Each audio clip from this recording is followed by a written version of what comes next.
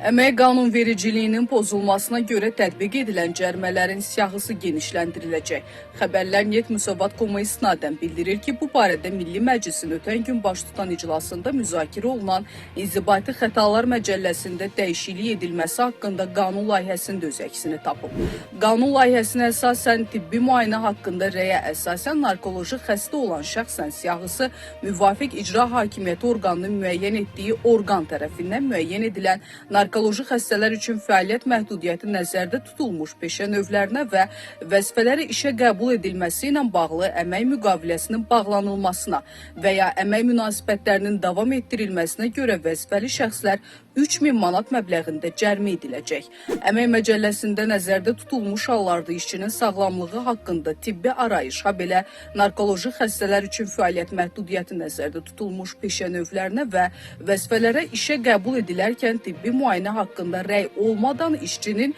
müvafiq peşə və ya vəzifəyə işə qəbul edilməsinə görə vəzifəli şəxslər 1000 manat məbləğində cərimə ediləcək.